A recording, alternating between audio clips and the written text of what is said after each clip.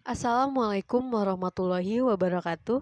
Perkenalkan, nama saya Anissa Amelia Dewi dari Fakultas Ilmu Komunikasi jurusan Hubungan Masyarakat. Di sini, saya akan menjelaskan tentang penulisan laporan.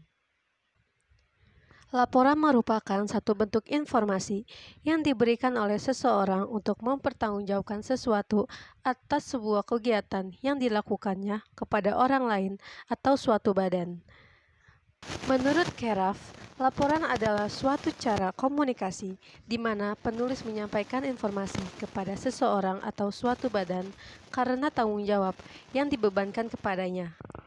Kemudian menurut Dalman, laporan adalah bentuk karangan yang berisi kegiatan tentang sesuatu yang sedang dikerjakan, digarap, diteliti, atau diamati, dan mengandung saran-saran untuk dilaksanakan. Sedangkan menurut Sutarni dan Soekardi menyatakan bahwa laporan secara umum bermakna uraian yang disampaikan atau dilaporkan kepada pihak lain. Sementara itu, melaporkan bermakna memberitahukan sesuatu permasalahan kepada pihak lain yang berkepentingan. Menurut Hasnun, tujuan penulisan laporan adalah pada umumnya sebagai berikut. Yang pertama, bahan evaluasi terhadap hal-hal yang sudah dikeluarkan. Yang kedua, agar pelaksanaan tugas yang dipercayakan kepada orang atau petugas tertentu dapat diketahui oleh pihak yang menugaskan. Dan yang ketiga, sebagai pertanggungjawaban terhadap tugas yang diberikan kepada pihak yang memberi tugas. Fungsi laporan. Laporan merupakan alat komunikasi dalam suatu organisasi untuk menyampaikan data-data fakta secara rinci. Menurut Pratiwi, menjelaskan ada 4 fungsi laporan, yaitu sebagai berikut. Yang A. Penyampaian informasi. Laporan merupakan sumber informasi bagi penerima laporan dalam rangka menyelesaikan tugasnya. Yang B. Pertanggungjawaban dan pengawasan. Laporan merupakan suatu pertanggungjawaban dari seseorang pejabat atau petugas kepada atasannya sesuai dengan tugas dan fungsi yang dibebankan kepadanya. Dari laporan itu, seseorang atasan akan meneliti tentang pelaksanaan tugas dan fungsi oleh pejabat bersangkutan. Yang ketiga adalah bahan pengambilan keputusan. Untuk keperluan pengambilan keputusan, seorang pemimpin memerlukan data atau informasi yang berhubungan dengan keputusan yang akan diambil. Yang D, alat pembina kerjasama. Laporan dapat berperan sebagai salah satu alat untuk membina kerjasama, saling tukar informasi, pengertian, dan koordinasi antara atasan dan bawahan, sangat mendukung kerjasama yang baik. Selanjutnya adalah jenis-jenis laporan. Teks laporan memiliki beragam jenis dan tujuan.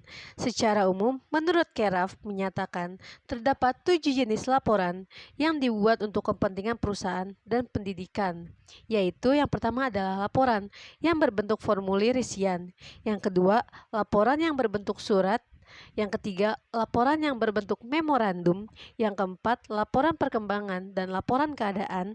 Yang kelima, laporan berkala. Yang keenam, laporan laboratoris. Dan yang ketujuh adalah laporan formal dan semi formal.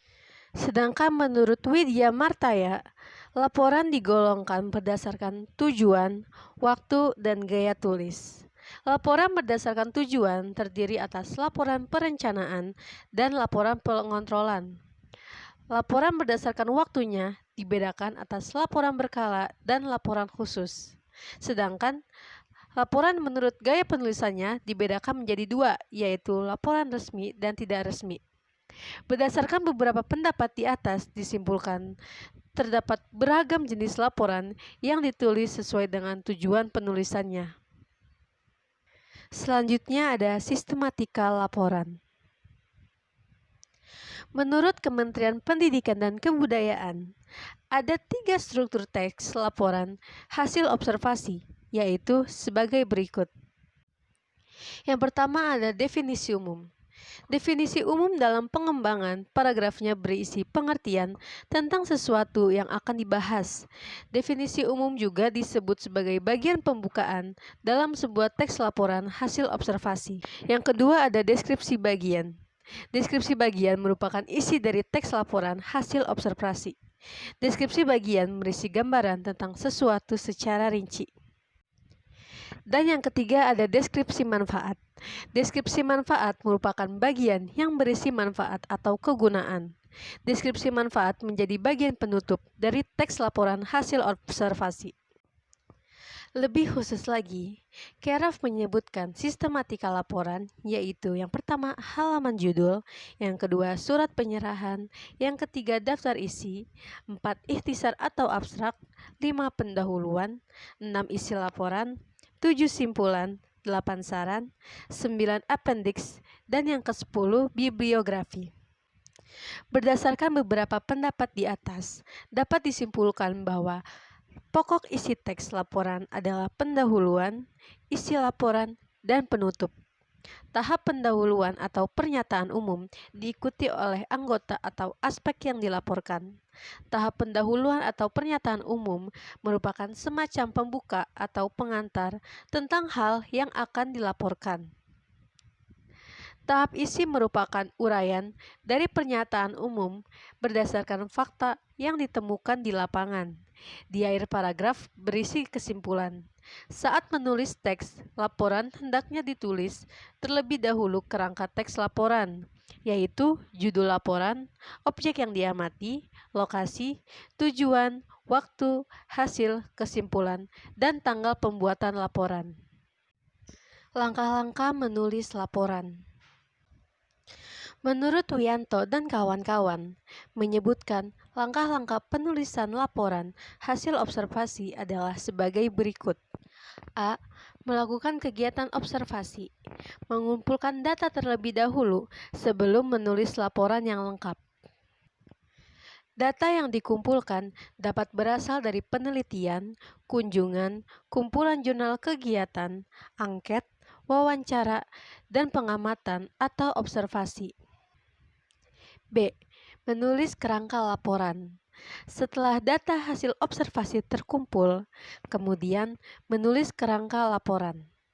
Kerangka laporan meliputi 3 bagian pokok, yaitu pendahuluan, isi laporan, dan penutup. Judul ditulis di awal laporan. Pendahuluan meliputi 7 bagian, yaitu nama kegiatan, maksud dan tujuan, waktu pelaksanaan, bentuk kegiatan, penyelenggaraan, dan kendala. Kemudian, isi laporan dan diakhiri dengan penutup. C. Menulis laporan lengkap. Kerangka laporan di atas dapat dikembangkan berdasarkan data observasi yang dikumpulkan menjadi laporan yang utuh. Dalam penulisan laporan, ejaan serta kaidah penulisan yang baku harus diperhatikan. D. Menyunting penulisan laporan. Pada penulisan laporan, perlu adanya proses penyuntingan. Menyunting dengan memperhatikan kebenaran struktur kalimat, ketepatan penggunaan ejaan, dan ketepatan penggunaan tanda baca. Sugito memberikan contoh langkah-langkah menulis laporan adalah sebagai berikut. Yang pertama, menentukan topik atau tema laporan. Misalnya, perpindahan penduduk dari desa A ke kota. Yang kedua adalah menentukan tujuan penulisan laporan. Misalnya, menginformasikan sebab-sebab perpindahan penduduk. Yang ketiga adalah mengumpulkan data atau bahan dengan cara mewawancarai petugas di kelurahan, mencatat data-data kependudukan yang ada di sana, mencatat jumlah orang yang pindah beserta alasan-alasannya, dan sebagainya. Serta yang keempat adalah menyusun kerangka-kerangka dan teks laporan. Dari penjelasan di atas, dapat disimpulkan langkah-langkah menulis laporan. Hal pertama yang harus ditentukan adalah topik atau tema laporan. Yang kedua, jenis laporan yang akan dibuat. Yang ketiga, tujuan pembuatan laporan. Selanjutnya, penulis harus memperoleh data laporan melalui kegiatan observasi, wawancara, survei, dan lain-lain. Berdasarkan data yang diperoleh tersebut, disusunlah kerangka laporan. Kemudian, kerangka laporan dikembangkan menjadi teks laporan yang utuh. Terakhir, penulis membaca ulang hasil laporan yang telah dibuat, lalu menyuntingnya apabila terdapat kesalahan. Pokok-pokok bagian laporan. A. Pendahuluan. Pendahuluan bermaksud mengantarkan dan mengajak pembaca mengetahui isi laporan.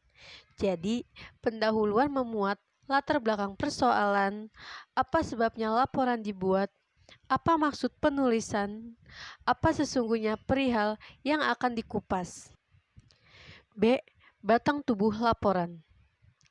Bagian ini merupakan bagian laporan yang terpenting, karena di bagian inilah dipaparkan segala fakta dan data yang telah diolah tadi.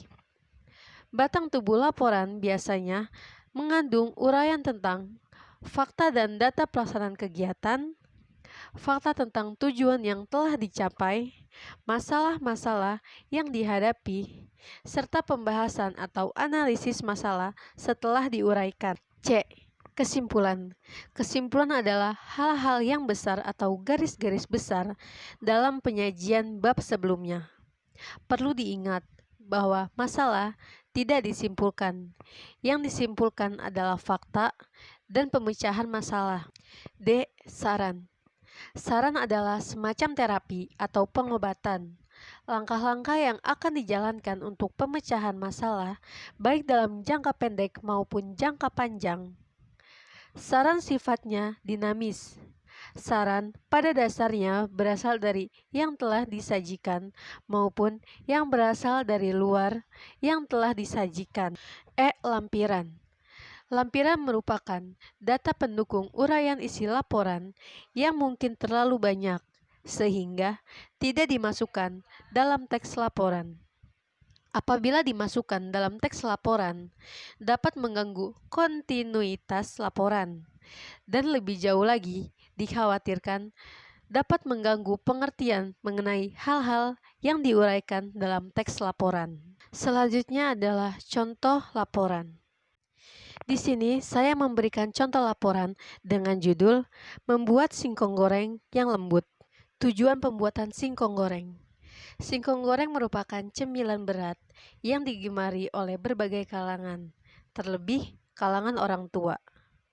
Kesalahan dalam menggoreng membuat singkong menjadi keras dan sulit untuk dimakan.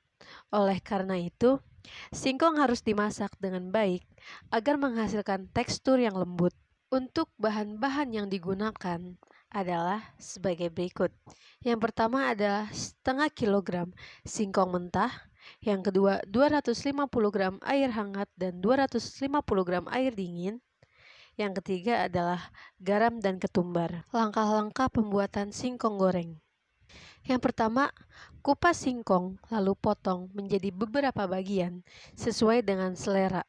Yang kedua, masukkan garam dan ketumbar yang sudah dihaluskan ke dalam air hangat. Yang ketiga, masukkan singkong ke dalam air hangat yang sudah diberi larutan garam dan ketumbar. Diamkan selama 5-10 menit. Yang keempat, panaskan minyak di wajan dengan api yang sedang. Yang kelima, setelah minyak panas, masukkan singkong ke dalam wajan.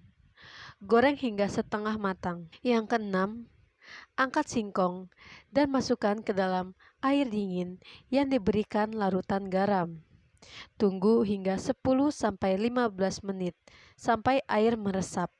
Yang ketujuh, singkong yang sudah dimasukkan ke dalam air dingin akan mekar dengan sendirinya. Kedelapan, setelah singkong dianggap sudah mekar, masukkan lagi singkong ke dalam wajan dengan minyak yang panas. Kesembilan, goreng singkong hingga berwarna kecoklatan. Angkat, lalu tiriskan. Hasil percobaan. Singkong yang dihasilkan menjadi lebih lembut dan memiliki rasa yang enak karena menggunakan ketumbar pada larutan air dan menyerap ke dalam singkong. Terakhir adalah kesimpulan. Jika singkong diberi air es, maka singkong akan menjadi lebih lembut setelah digoreng. Pemotongan singkong juga harus disesuaikan agar tidak terlalu kebesaran, karena dapat memperlambat penyerapan air. Sekian tentang penjelasan penulisan laporan dari saya. Kurangnya mohon maaf. Wassalamualaikum warahmatullahi wabarakatuh.